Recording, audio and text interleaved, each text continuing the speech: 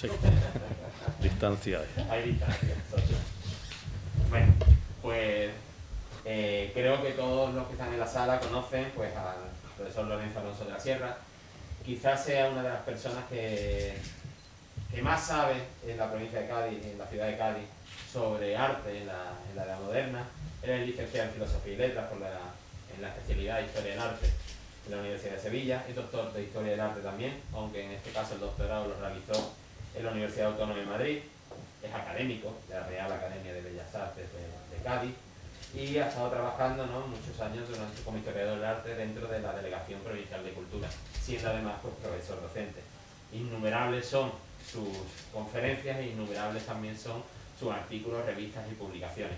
Cualquiera que quiera saber más, pues simplemente en Dialnet, que es un portal de la Universidad de La Rioja, vinculado a lo que sería el mundo universitario, donde pues recopilan enlaces y publicaciones de los currículums de cualquier tipo de investigador, pues aparecerá pues su nombre y aparecerá pues una larga trayectoria de publicaciones para saber más, ¿no?, sobre su perfil y sobre pues algunas de las cosas que hoy nos va a tratar. Y en este sentido, pues dentro de los contextos de época moderna y vinculado a la ciudad de Cádiz, uno de los trabajos que nos va a presentar hoy sería el del retablo barroco en Cádiz. Yo creo que ya he hablado demasiado, así que te doy la palabra a Lorenzo para que nos deleite con esta primera conferencia inaugural. Gracias. Bueno, muchas gracias por tus palabras. Y ante todo, bueno, supongo que se escucha bien. Sí, gracias. Ante todo, pues daros las gracias de nuevo a la Asociación La Verena por permitirme tener el honor de estar aquí de nuevo en la isla hablando de las cosas que nos gustan, que son las cosas de arte. Porque el arte afortunadamente no tiene fronteras, es un lenguaje universal. Y hoy vamos a hablar un poquito de... Digo un poquito porque afortunadamente es un tema muy amplio, especialmente querido por mí, del retablo en este caso barroco y en este caso en Cádiz. Y ojo que digo en Cádiz y no gaditano, porque hay que tener mucho cuidado cuando se establecen esos términos, porque, bueno, la ciudad de Cádiz se incorpora a unos movimientos estéticos y después sí podremos hablar de un retablo gaditano, pero veremos que en la última fase, es decir, generado por la propia ciudad en vanguardia, ¿de acuerdo? Como entendemos, cualquier manifestación cultural, cualquier manifestación artística en este caso, como un proceso social, un proceso que refleja una realidad social, económica, política. Vamos a ver cómo el retablo en Cádiz, el retablo barroco, es decir, el retablo de más o menos hacia 1640 hasta finales del siglo XVIII, coincide con una época dorada de la ciudad de Cádiz, que evidentemente todos conocemos bien porque es una época que compartimos buena parte de las localidades de la bahía, y por tanto vamos a ver digamos, una bonanza. Esa bonanza ha sido culpable, entre comillas, de que muchos de estos retablos pues se hayan ido renovando continuamente. Es decir, tenemos un elenco, por ejemplo, de piezas del siglo XVI, no tenemos nada. ¿Por qué? Porque todos sabemos que en 1596 pues los ingleses y holandeses quemaron la ciudad y tampoco estábamos en el barroco, pero bueno, sería un buen comienzo, o de época medieval. Pero el siglo XVII, que creó una cantidad espectacular de retablos, el XVIII destruyó muchos de ellos para hacer otros a la moda. Y a final del XVIII se volvieron a destruir otros muchos de todas las épocas para hacer otros a la moda. Y no quiero hablar del siglo XIX, que destruye muchísimo para tirarlos a la basura, y el siglo XX otro tanto de lo mismo. Y todavía hay mucho prejuicio sobre determinadas épocas, determinados retablos, y bueno, yo creo que hay que ser muy cuidadoso con todas las épocas, incluso con los historicistas, los neogóticos, porque todas son manifestaciones culturales y todas forman parte, creo, no sé si estoy equivocado, forman parte de nuestra identidad, y nosotros no somos nadie para quitar esos testimonios que nos interesan, no solo a nosotros, sino también, algo muy importante, a las generaciones venideras, para que conozcan nuestra realidad. Bien, y entrando ya en el tema, después de esta introducción, vamos a ver. Yo he querido limitar el retablo barroco. Ustedes saben que en la zona donde nos movemos, que es la zona, artísticamente, la zona del Reino de Sevilla, en el siglo XVII, evidentemente Cádiz va a convertirse en un punto fundamental, comparte con Sevilla la cabecera del comercio indiano, pero a final del siglo XVIII todos sabemos que es el único puerto al que vienen los barcos de la flota de India, aunque no tuviera todavía la casa de contratación, que llegará en 1717, pero que solamente reconoce, de hecho, lo que estaba ocurriendo ya hacía décadas. Es decir, la riqueza. Esta mañana estaba haciendo un trabajo sobre una de las iglesias del centro de Cádiz y es muy curioso porque dicen cómo en el siglo XVIII tienen que hacer una capilla porque no cabe la gente. Imagínense ustedes que hay tantos jaleos que la gente no puede escuchar música porque la misa, porque está lleno de gente y piden hacer una capilla para poder poner al Santísimo y estar un poco retirado. Era un florecimiento espectacular, absolutamente espectacular. Y empiezan a enumerar todos los edificios y todo el movimiento que hay con la aduana, la casa de contratación, la gente que se mueve.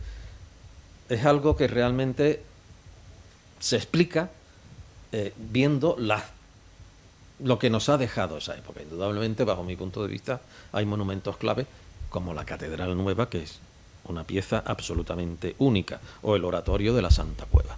Pero las iglesias también se llenaron de retablos.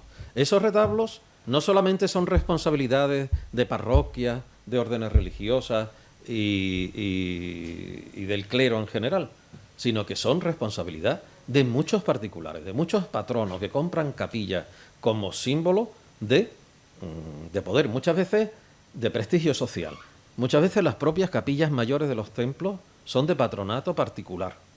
Y no digamos las cofradías. Las grandes cofradías, gaditanas en este caso, se van a hacer de grandes capillas. Por ejemplo, la de Jesús Nazareno, la Orden Tercera de los Servitas, la Cofradía de Veracruz. Todas cuentan con grandes, hermosas capillas y otras muchas con sus retablos, sus grandes retablos. Y lo que era muy importante, que no tiene valor artístico, pero tiene un gran valor histórico y social, que son las bóvedas de enterramiento que iban delante de esos retablos. Porque saben ustedes que era el único sitio donde los ciudadanos de esa época se podían enterrar.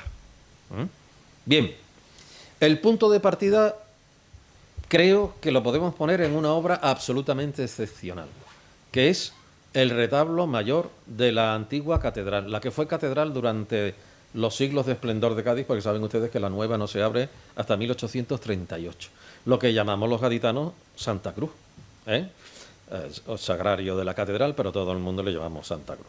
Pues bien, en Santa Cruz, que desgraciadamente sufrió un saqueo tremendo de retablos, y no fue porque los quemasen ni por nada, sino porque el siglo XIX despreciaba los retablos barrocos, se abre la catedral nueva, se llevan las esculturas, las pinturas y los retablos los tiran a la basura. No se asusten ustedes porque saben que el gran retablo mayor de la Cartuja de Jerez, que tenía que ser una pieza incomparable, se llevaron los zurbaranes, se llevaron las esculturas y el retablo fue vendido como leña y ardió para hacer pan en un horno de Jerez, de la frontera. Que esas son manchas que las llevamos sobre nuestra cabeza siempre y que nos deben de avisar, no para sufrir y llorar, sino para no volver a repetir la historia. Creo. Bien, ¿por qué este retablo es el punto de partida? Y además es un retablo especialmente importante. Fíjense ustedes, el barroco se define fundamentalmente por buscar, perdón porque antes he perdido el hilo, pero porque lo que quería decirles antes es que la tradición que teníamos en el Reino de Sevilla era la tradición manierista, sobre todo gracias a una fortísima personalidad que es la de Juan Martínez Montañés, un hombre muy clasicista que vive hasta muy avanzado el siglo XVII y que de algún modo no se adapta a las nuevas modas. Las nuevas modas son las que derivan de Bernini, las nuevas modas son las esculturas violentas, las estructuras, bueno, violentas me refiero a intensas, mejor sería el término, expresivas, un nuevo modo de hacer y unas máquinas en los retablos que se conviertan más que nunca en un escenario teatral, máquinas parlantes que cada vez se van haciendo más sencillas en cuanto a iconografía, es decir, la iconografía se va reduciendo, se va concentrando, pero se van haciendo estructuras muy complejas. ¿Qué me interesa de este retablo? Contaros de este retablo de Santa Cruz, que tiene unas dimensiones muy humildes. ¿Por qué? Pues ni más ni menos porque lo impusieron los ingenieros militares. Después del saqueo, los primeros edificios que se hacen no pueden hacerse altos, aparte de que la ciudad no tenía dinero, vamos a ser realistas, porque dañaban, estaban en peligro para los bombardeos. Y así, en varios, por ejemplo en Santa María, cuando se reconstruye, o en la catedral, se indica especialmente que no se construya más de una determinada altura. A pesar de eso, su autor, Alejandro de Saavedra, que es un gran retablista, que tiene una obra muy significativa en la ciudad de Cádiz, que fue el autor del retablo mayor de la Cartuja de Jerez, y que fue maestro del más grande retablista sevillano del siglo XVII, que es Bernardo Simón de Pineda, que aprendió a hacer retablos con él, muy posiblemente en la ciudad de Cádiz, y es el que hace esa cosa tan espectacular que es el retablo mayor de la Santa Caridad de Sevilla, que supongo que todos ustedes conocerán porque es obligatorio. Bien, y el que no, pues ya sabe, tiene que ir corriendo. Bien, este retablo, que ha sufrido una reforma torpe, le ha quitado gran parte de su sentido, porque donde está esa Inmaculada, que es del siglo XVIII, imaginen ustedes un tabernáculo de ébano y plata, donde estaba el sagrario, arriba estaba el manifestador con la Inmaculada como primer sagrario. Y cuando había algún tipo de ceremonia, como la Cuaresma, se cubría todo con un lienzo que bajaba muy escenográficamente. Pero hay, ¿qué programa iconográfico tenemos? Fijaros, tenemos al apostolado en ese edículo semicircular, San Pedro y San Pablo, que son las bases de nuestra fe. En el ático, la titular de la Catedral de Cádiz, que no tiene como titular, como era habitual en todas las catedrales alfonsíes, la Virgen, sino la Santa Cruz sobre las aguas. Muy significativo porque saben ustedes que Cádiz iba a ser la cabecera de la conquista del norte de África. Y por eso tiene catedral y por eso Alfonso X se quiso enterrar en Cádiz, cosa que después se vino abajo. Pero el resto de los santos son santos de tiempos apostólicos y relacionados verazmente o en leyenda con la ciudad de Cádiz. Es decir, esto es todo un jeroglífico que quien fuera aquí tenía muy claro que Cádiz es cristiana desde los primeros tiempos. Y aquí tenemos todos esos testimonios de sus primeros obispos mártires, de San Servando y San Germán, que saben ustedes que, entre comillas, se fabrican como patronos en 1617. Hay unos cabildos municipales que dicen, vamos a buscar unos patronos para la ciudad de Cádiz. Y hurgando, pues salieron San Servando y San Germán. No era una tradición antigua. Yo he leído descripciones de la custodia del Corpus de hacia 1000, que saben ustedes que se hace hacia 1500 y poco. Dice, unos santos que parecen San Servando y San Germán. Antes de 1617 no aparece. ¿Por qué? Porque se buscaron. No quiere decir que se fabricaran los santos, que existían sus reliquias, sobre todo en la Catedral de Sevilla, sino que se fabricó, es decir, se estableció su patronazgo sobre la diócesis de Cádiz y sobre la ciudad, que también son patronos de la isla, como bien sabemos. Bien, todo ese escenario se desarrolla en una arquitectura barroca que no sé si se ve bien, espero que sí. El otro día estaba en una clase sobre retablo, venga a hablar, de repente me di cuenta que no se veía nada absolutamente. Y digo, bueno, esto es como una especie de crimen, porque yo lo estaba viendo perfectamente en mi ordenador. Pero fíjense, si ven el único cuerpo que tiene, porque el de arriba es el ático, los fustes son más o menos clásicos, muy decorados, pero solo aparecen 2 columnas salomónicas en el centro, donde estaba el sagrario que está acogido, arropado por todos los apóstoles, y que tiene unas puertas en el medio, hay una galería hecha también por Saavedra detrás, por donde el sacerdote subía con el Santísimo cuando se exponía, y colocaba el Santísimo en el manifestador. Bien, y solamente aparecen 2 columnas salomónicas ahí. ¿Por qué? Porque es una obra muy culta y es hasta hoy la primera manifestación en España del uso de la columna salomónica a gran formato, porque ya había aparecido en pequeño formato en algunos sitios, con un significado sola y exclusivamente eucarístico. Son las dos columnas del Templo de Jerusalén.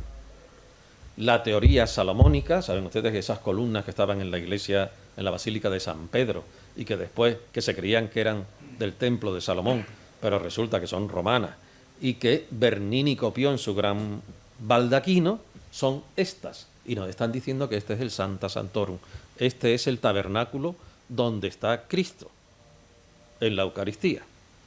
Fíjense ustedes que tiene una lectura absolutamente, toda esa forma, toda esa disposición de forma se convierte en como una especie de, digamos, no sé, de discurso que solamente hay que entender. Hemos perdido en gran manera la capacidad de hablar con estos monumentos. ¿Por qué? Porque nuestra sociedad, nuestra cultura ha cambiado. Pero seguro que un habitante del siglo XVIII o del XVII, con la ayuda de un sacerdote, lo sabía leer a la perfección, sin problema. Tengan ustedes que esto era una misión en una sociedad mayoritariamente humilde, a pesar de que Cádiz era rica y burguesa. Estas iglesias están hechas para fascinar. Este hombre, Alejandro de Saavedra, fíjense ustedes, supo aprovechar todo el espacio y enriqueció y cubrió incluso la bóveda y contó con la policromía, bueno, primero con la escultura de un gran escultor, Alonso Martínez, que es un escultor que todavía no se conoce como se debiera, y con la maravillosa y espectacular policromía de Juan Gómez Couto, un dorador y pintor portugués que trabaja mucho en Cádiz y que tiene una capacidad espectacular para todos los matices que conlleva el dorado y el estofado y a veces la pintura sobre el dorado, a punta de pincel.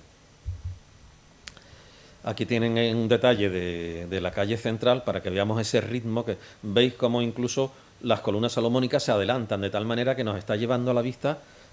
Qué pena que desapareció ese tabernáculo, que incluso cambia de tonos. Entonces se está marcando completamente. No sé quién tuvo la feliz idea de arrancarlo de ahí y de tirarlo, pero realmente le hizo bastante daño al retablo y le hizo bastante daño a nuestro patrimonio. Pero tenemos que ser felices porque se conserva. Ahí tienen ustedes a la Virgen. Hay otras obras de Alejandro de Saavedra, como el retablo de la Capilla del Pópulo, donde vemos que se comporta de un modo más tradicional, es decir, con la habitual retícula, en este caso de 2 cuerpos. Los cuerpos de abajo, ven ustedes, las calles laterales han perdido las pinturas originales, pero todavía coloca las columnas salomónicas solamente a los lados del sagrario. Otro retablo que, como corresponde a sus patronos, que son, bueno, a sus promotores, que son los jesuitas, que saben ustedes que son extremadamente cultos.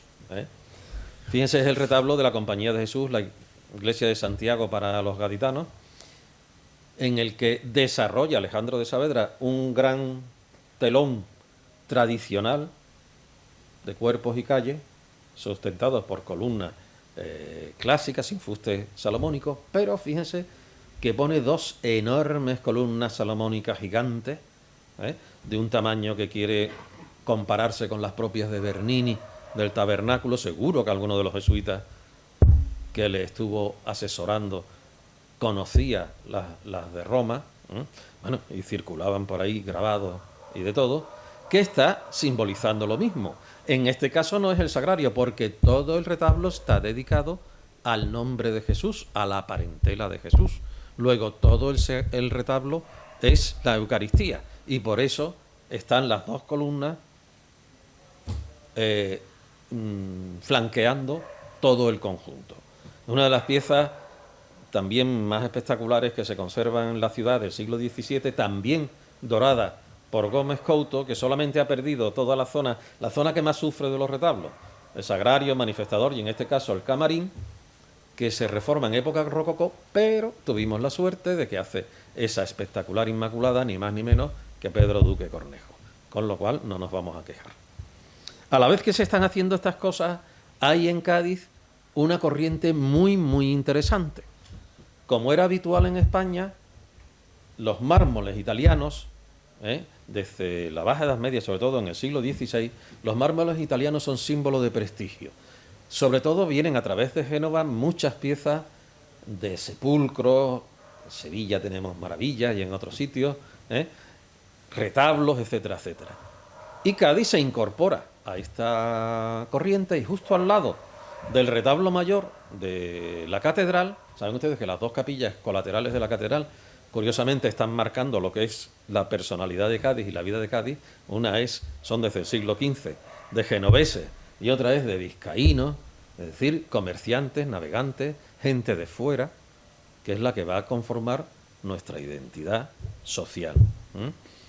Y los genoveses se traen un espectacular retablo, fíjense ustedes, desde que se contrata en 1650, tarda 20 años en montarse, que ocupa el mismo espacio, ha perdido las yeserías de la bóveda, pero que responde a un diseño absolutamente italiano. Este retablo iba a ser presidido, primero tiene una cosa muy graciosa, que es que en las bases de las hornacinas, por si alguien no lo sabía, y fíjense ustedes cuál es el sentido real de estas piezas, tiene una leyenda que nos dice, esta capilla de mármoles y jaspes traídos de Italia son, más o menos, es de la nación genovesa que la hizo en tal año y en tal año, por si no te habías dado cuenta. Nada más que falta decir, y nos costó muchísimo dinero, que lo tenemos. Esa es la lectura, ni más ni menos. Fíjense ustedes esta gran estructura de columnas salomónicas, cómo abarca también las calles laterales, y esas esculturas son los patronos de Génova: San Lorenzo, San Bernardo, San Juan Bautista y San Jorge. Pero y la Virgen Reina de Génova. Sobre ellos iba, para enfatizar en ese carácter pluricultural de Cádiz, un Cristo mexicano, el Cristo de Aguinaga, que regala Clemente de Aguinaga en 1600 y poco para que ocupe la capilla mayor de la iglesia recién reconstruida después del asalto.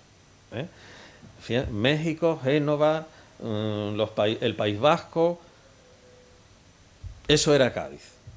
Y este retablo tiene una cosa muy curiosa, porque a pesar de ser una ciudad muy abierta y muy acostumbrada a todas estas cosas, era una ciudad muy castiza y muy tradicional. Y ellos tenían un problema. ¿Cuál era? Que estábamos acostumbrados a la madera policromada. ¿Y qué se hace cuando vienen estas esculturas? O vienen las del retablo de Santo Domingo, que veremos luego. Las pintan de colores. Eso lo ve un italiano y se muere inmediatamente de infarto. Porque era una atrocidad. Y en realidad es algo hiperclásico, porque saben ustedes que la escultura clásica iba policromada, tanto la griega como la romana. Y nosotros el neoclasicismo la limpió toda con detergente y nos creemos que era blanca. Mentira absoluta. Y todavía Dios Padre, la Virgen conservan la policromía, porque la gente en Cádiz no le podía rezar a un santo blanco de mármol. Porque eso nos está hablando de algo muy importante, la función del retablo y de las imágenes. Tenían ese calor humano que llegaba a la sensibilidad del público. ¿De acuerdo? Yo creo que voy a ir más rápido porque ya estamos... Así avanza el siglo XVII y vamos viendo cómo el barroco se va haciendo cada vez más intenso. Por ejemplo, este es el retablo de la Nación Francesa, que también tiene un Cristo mexicano, en este caso hecho por los indígenas, un Cristo de caña, de maíz, que tenían una devoción espectacular en Cádiz y en toda España. Ahora hay una exposición en el Museo del Prado que os recomiendo si no lo habéis visto, que es el Tornaviaje, todo de piezas enviadas desde América a España, que está el Divino Indiano de Chiclana, que es una pieza impresionante. Pues bien, este Cristo que le habló a un fraile del convento, le colocan ahí están todos los santos de Francia, que se traen de Sevilla y que las hace Pedro Roldán. Es muy curioso el contrato porque dicen, y fijaros que es como diciendo, yo tengo mucho dinero, lo puedo pagar. Porque esa era la sociedad, en realidad una sociedad un poquito nuevo rica. Quiero una cosa de mucho poderío y que todos mis vecinos vean todo lo que tengo. Entonces era que las haga en Sevilla Pedro Roldán o el mejor escultor que haya. Me da igual, que tenga prestigio. No es que me guste especial Pedro Roldán, sino que quiero que tenga nombre. Y que cuando venga aquí la gente le diga, mira, le he encargado las esculturas a Pedro Roldán. Bien, veis que los retablos se van cargando, ya la columna salomónica se expande por todo el cuerpo, ha perdido el carácter simbólico. Este retablo es de Damián Machado de Herrera, pero otro Herrera, Juan González de Herrera, hace los maravillosos retablos de el crucero de la iglesia de la Compañía, algo que también tuvo que estar pensado y, digamos, aconsejado por los jesuitas. Son de los mejores retablos del siglo XVII, yo me atrevo a decir de la segunda mitad del siglo XVII que hay en España, porque además, fíjense, tienen un detalle. Si nos fijamos en las cornisas están onduladas. No sé si se ve aquí, ahí, en esta imagen. Las cornisas, los frontones y muchas molduras están onduladas. Eso responde a una teoría de la que los jesuitas son responsables, que tenían tantos sabios, que lleva el salomónico al extremo supremo, y Rizzi habla del orden salomónico entero y dice que hay que ondular todo absolutamente, no solamente las columnas salomónicas, todas las superficies. Y este retablo lo está siguiendo. Y otros retablos de Juan González de Herrera que hay por aquí, por la zona de la provincia de Cádiz. Fíjense ustedes la fastuosidad de los grandes santos de la orden jesuítica, que evidentemente a quien llegase pues se quedaba absolutamente fascinado. Terminamos el siglo XVII con obras más humildes, como el retablo del Hospital de la Santa Caridad, en este caso ya era de la Orden de San Juan de Dios, que está justo al lado del ayuntamiento, que está muy modificado en la calle central, y otro gran retablo que viene de Génova, pero que tiene diseño evidentemente local. Imagínense ustedes traer esas columnas, que son monolíticas, una sola pieza, desde Génova en barco.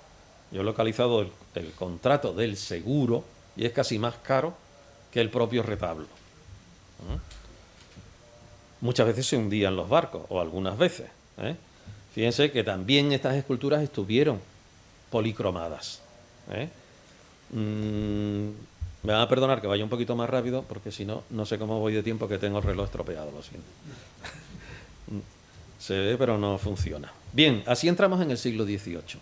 Y fíjense ustedes que a principios del siglo XVIII sigue pesando Italia. Y hay una capilla excepcional en el oratorio de San Felipe Neri, el Sagrario, que hace un genovés, Bernardo de Recaño.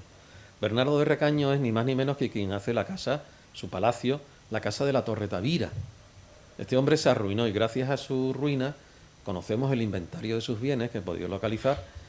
Bueno, y ese inventario salta las lágrimas, porque aparecen murillos, aparecen no sé quién, nos describe cómo eran los muebles de todos los salones, algo espectacular, palaciego, y además hizo esta capilla para enterrarse.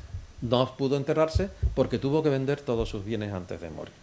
Y después pasó al conde de las Cinco Torres. Las esculturas son de primera categoría sobre todos esos ángeles atlantes tan especiales, pero fijaros que hay detalles castizos, es decir, el Cristo que lo preside es genovés, pero es de madera policromada. Ya aprendió la lección y puso la imagen principal policromada. Y las yeserías son nuestras también, muy al estilo de lo que después va a hacer Cayetano da Costa, pero este retablo es anterior. A medida que avanza el siglo XVIII, Cádiz se incorpora rápidamente a una moda que va a surgir por esta zona de manos de un gran retablista que también estuvo en Cádiz, Jerónimo de Balbás, y que después pasó a la Nueva España, a México, donde va a hacer obras absolutamente espectaculares como el Gran Retablo de los Reyes de la Catedral Metropolitana de México. Sus seguidores, Francisco López en este caso, hace el Gran Retablo de San Lorenzo, la parroquia querida por Lorenzo Armengual, un hombre, un obispo excepcional, con un nivel cultural altísimo, con una biblioteca, con una colección de arte, de la que solo nos queda una pieza, pero resulta que esa pieza es un Greco de primera categoría, que está en el Hospital de Mujeres, con lo cual nos podemos hacer la idea de quién era, que consiguió empezar la Catedral Nueva con un diseño excepcional, hace esta iglesia como ayuda de parroquia del barrio más pobre de Cádiz, el barrio de la Viña, y para enterrarse él. Y crea promueve este gran retablo que se hace ya después de su muerte, este gran retablo que, si os dais cuenta, se hace cóncavo, es decir, ya no es parietal, ya no es recto, sino que nos abraza y que utiliza los estípites, otro soporte que habían inventado los romanos, que inventaron todo, ¿eh? Y una decoración mucho más menuda, una decoración que llamamos de hoja de cardo. Si os dais cuenta, ya si vemos las fotos y entornamos los ojos, ya vemos más arquitectura que escultura, porque la arquitectura va ganando terreno de una forma espectacular, ¿eh? Las esculturas son tanto de Montes de Oca, que supongo que después nos hablarán de ellas, sevillanos, como genovesas, ¿eh? También de Montes de Oca son las esculturas de este retablo de la Encarnación de San Felipe Neri, que curiosamente esta capilla, como muchas veces los frailes de los conventos no tenían dinero para pagarle a los maestros alarifes, los maestros que hoy llamamos arquitectos, por la dirección de las obras, pues les regalaban una capilla para enterrarse. Ahí está enterrado Blas Díaz, quien empezó a hacer la iglesia de San Felipe Neri, ¿eh?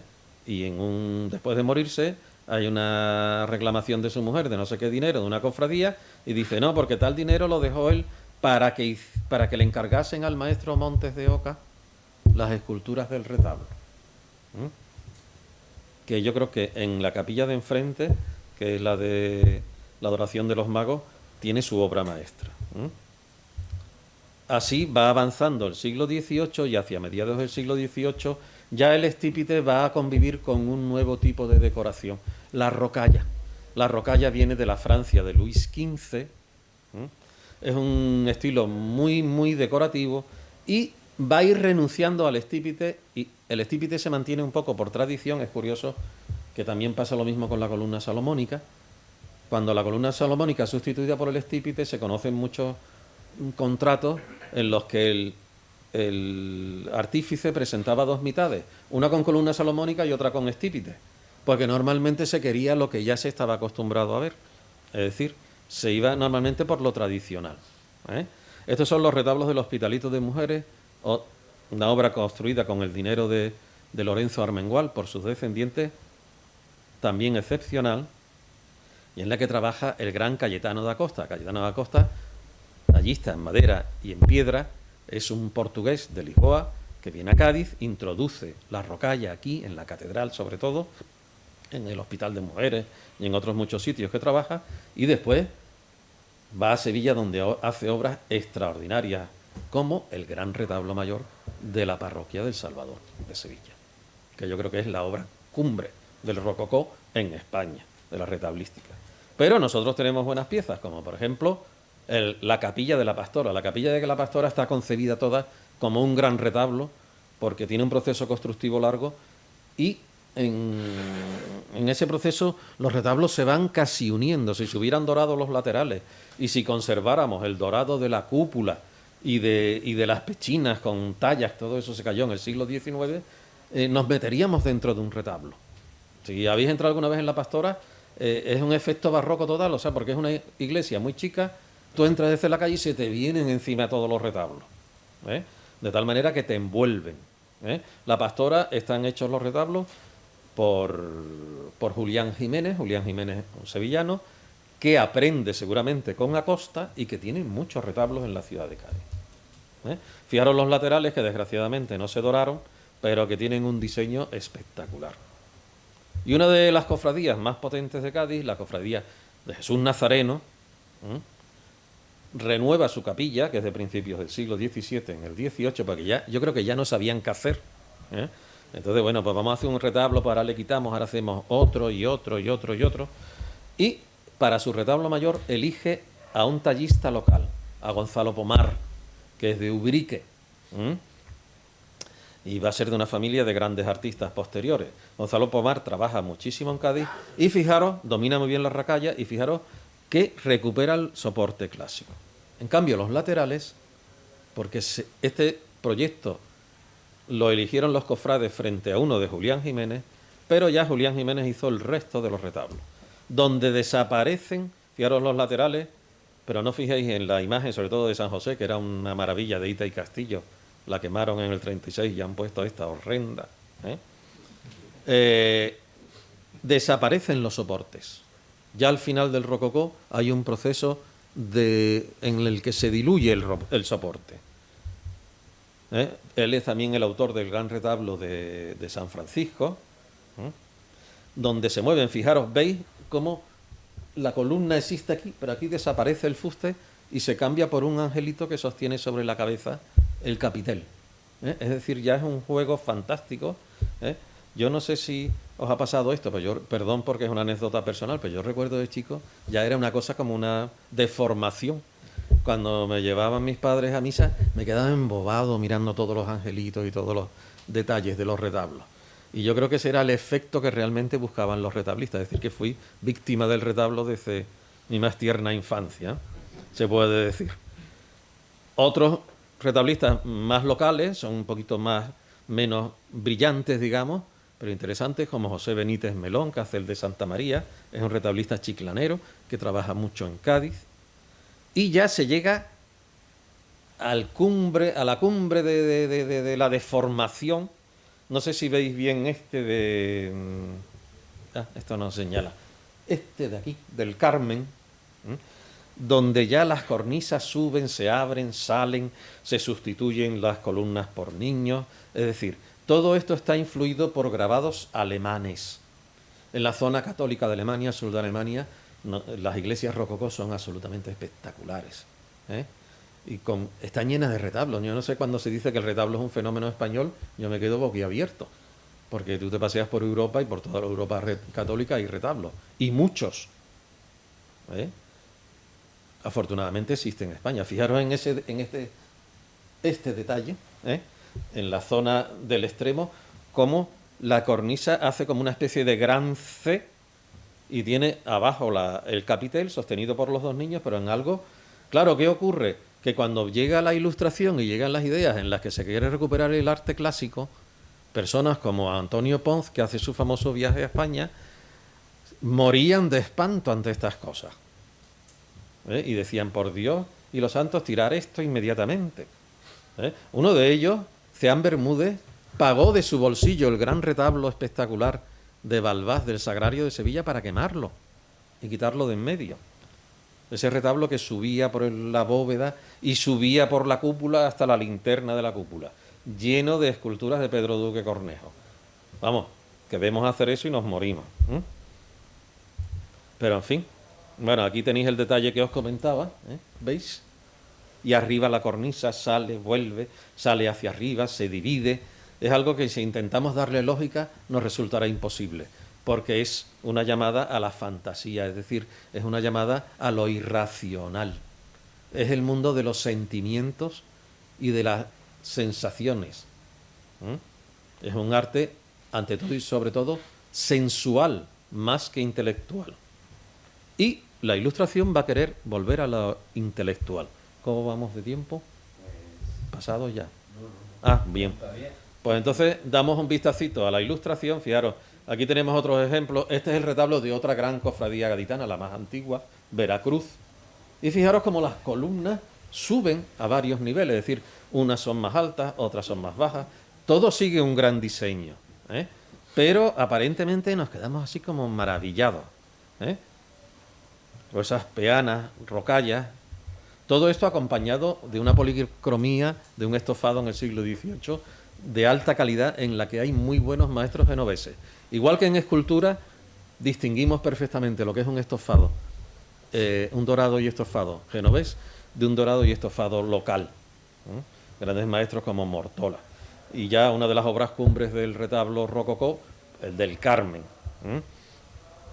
Prefiero pasar un poquito. Fijaros, todavía en la segunda mitad del siglo XVIII van a venir grandes retablos de Génova. Esta es la primera capilla que se hace antes de terminar la catedral nueva, casualmente, es la capilla de los genoveses, de nuevo, que se hace estando toda la iglesia en obras y sin cubrir todavía gran parte de la bóveda central, y sin cúpula.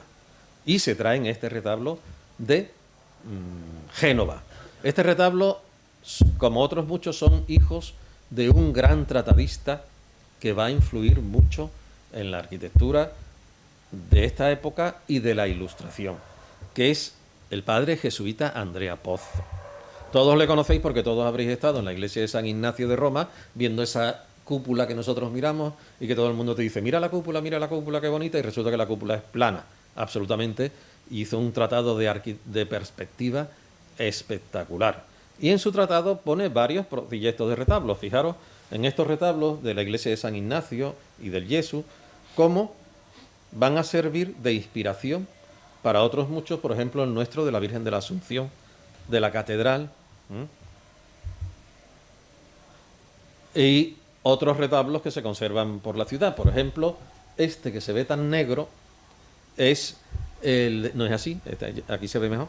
Es el de la Misericordia de Savona, es decir, otra capilla de genoveses que existe en el convento de Santo Domingo. El año 31 y 36 quemaron la Virgen, una Virgen de candelero y todo el camarín. Hoy tiene esta imagen bastante lamentable, pero si os dais cuenta, igual que este de San Nicolás de Tolentino, de San Agustín, son retablos ya del último barroco que se están inspirando en piezas de finales del siglo XVII de Italia. Y finales del siglo XVII, incluso principios, con artistas como Bernini, van a ser el origen de muchas piezas que nosotros llamamos mal neoclásicas. Son piezas academicistas, es decir, es un barroco que no quiere ser castizo, no quiere ser dorado, no quiere ser enrevesado de decoración, pero lo que se hace es un clasicismo barroco. La Santa Cueva de Cádiz haría perfectamente un papel maravilloso como capilla de cualquier iglesia romana. Y no es neoclásica, es barroca. Y su programa iconográfico y su contenido es barroco. Yo por lo menos estoy convencido de eso. Grandes autores como por ejemplo Torcuato Cayón, que saben ustedes que muere aquí en la isla y que levantó una capilla en la isla que no se ha conservado por desgracia, es un poco el padre de todo esto, el primer arquitecto que se examina en la Academia de San Fernando. El primero que tiene que controlar, hay una polémica graciosísima porque los alarifes de Cádiz dijeron que nanay, porque le dijeron todos los proyectos tienen que pasar por el arquitecto municipal. Fíjense que hoy es lo normal, pero ellos decían, como que qué, yo hago lo que quiera. De eso nada, se acabó, empieza un mundo nuevo. Y él proyecta la obra inicial, creo que del academicismo en la retablística, de Cádiz, y cuando digo Cádiz digo de Andalucía Occidental, porque Cádiz ahora sí es la abanderada. Cádiz es la que tiene más nivel, Sevilla se empieza a hundir, ya no tiene capacidad para seguir progresando artísticamente en este periodo, y el retablo sevillano decae de una forma espectacular, mientras que Cádiz empieza a subir de una forma también espectacular, diametralmente opuesta, y crea una colección de retablos academicistas de primer orden. El primero es el monumento de la Semana Santa, tristemente desaparecido, pero que fíjense que se inspira, al igual que por ejemplo la torre del Hospital de San Juan de Dios, que está al lado justo del ayuntamiento, en modelos del Padre Pozo. Otro de los primeros grandes retablos es el retablo de San Agustín, que hace un arquitecto vasco, Pedro Ángel Albizu, que trabajó en la Catedral Nueva, que saben ustedes que es la primera víctima, digamos, entre comillas, de estos cambios. Mucha gente critica la Catedral Nueva porque cambia. La Catedral Nueva es un edificio de vanguardia y en cuanto cambia la moda, cambia el diseño. Como ocurre en todas las catedrales, que todas tardaron siglos en hacerse. Y hay muchas románicas que están sin terminar todavía. Afortunadamente, hay que dejarlas así. Pero fíjense ustedes en un detalle. Les he puesto esta foto intencionadamente. ¿Por qué? Porque nosotros, ¿cómo podemos llamar neoclásico a un retablo que parece que lo ha diseñado un discípulo de Borromini? Fíjense en esa cornisa cómo se mueve con formas cóncavas en los laterales y convexa en el centro. Eso tiene nada de clásico. Clásico, cero. Tiene clásico el lenguaje. Por ejemplo, los capiteles. Aquí se ve mucho mejor la curvatura. Los capiteles, no lo he podido no he traído el detalle, pero todo este entablamento y los capiteles están sacados al milímetro del Tratado de Vignola. Es decir, pero Vignola es un manierista. Con lo cual ya grandes conjuntos como la Parroquia del Rosario, junto a la Santa Cueva, donde son dos grandes personalidades, sobre todo la del Marqués de Valdeíñigo, un hombre de una cultura espectacular, pero de una mentalidad absolutamente contrarreformista, renuevan todos los retablos, afortunadamente conservando la imaginería antigua, ¿eh? Todos de mármol, que era el gran ideal. El problema, ¿cuál era? Que costaban muy caro. Y fíjense, por ejemplo, en los del crucero, que iban a ser iguales. Se conserva el diseño original, que era este. Este es el de la Cofradía de San José. Los dos iban a ser iguales, pero no pudo ser porque le habían quitado con la mayor de las alevosías su capilla a los negros, que era de enfrente. Los reclamaron y tuvieron que deshacer lo que habían hecho. Y ambos se inspiran en el Padre Pozo de nuevo. Tenemos el gran retablo mayor y fíjense de nuevo, no es que se curve la cornisa, es que se ultracurva, y perdón por la expresión que me la acabo de inventar, ¿eh? Así llegamos al conjunto de la Santa Cueva. La Santa Cueva, el sagrario de la capilla alta eucarística, está sacado de la disposición del sagrario de Bernini de San Pedro, es decir, un templete en el centro y los dos ángeles adorando. Estos son de Cosme Velázquez y de Torcuato Benjumeda, pero es lo mismo. Lo mismo podemos decir de los dos grandes relieves laterales de San Estanislao de Cosca y San Luis Gonzaga, santos contrarreformistas al 100%, y curiosamente, fíjense ustedes, en un momento en que estaba expulsada y extinguida la Compañía de Jesús, Valdeíñigo, que era jesuítico 100%, hace toda una manifestación de propaganda de los jesuitas en su oratorio de la Santa Cueva, que siempre se ha dicho que si masónico, que si ocultista. Nada de nada. Es tan ultra contrarreformista y equivalente en el siglo XVIII a lo que es el Hospital de la Caridad en Sevilla para el siglo XVII. Fíjense en estas grandes medallas, cómo están sacadas de modelos romanos. Esa es Algardi en el Vaticano, con San León Magno y Atila. Y así vamos teniendo muchos retablos, y Cádiz también sigue abierta al mundo. Y, por ejemplo, aprovecha la estancia de otro gran retablista que tiene un éxito genial en América. La vocación americana de Cádiz es absolutamente indiscutible. Manuel Tolsá es un valenciano de la Academia de Bellas Artes de Valencia y viene a embarcar hacia México porque le nombran director de la Academia de México. Y el tiempo que está en Cádiz, Cádiz le encarga un retablo. Y el retablo es el mayor de San Pablo para una cofradía, la cofradía del Exceomo. Y con una cofradía vamos a terminar. A esta cofradía es curioso porque la criticaron, porque la Academia llegó a prohibir traer retablos de Génova. ¿Para qué? Para que se fomentasen las artes locales. ¿Y saben ustedes lo que responde las cofradías? La hechura, el mármol y el viaje sale más barato, todo desde Génova, que hecho aquí. ¿Por qué? Porque no había gran tradición. Esa es una realidad.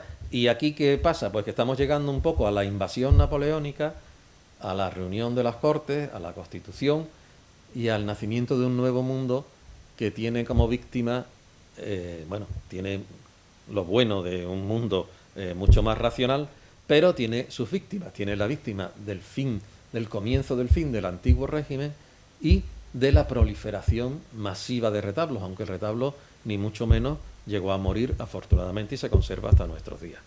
Muchas gracias.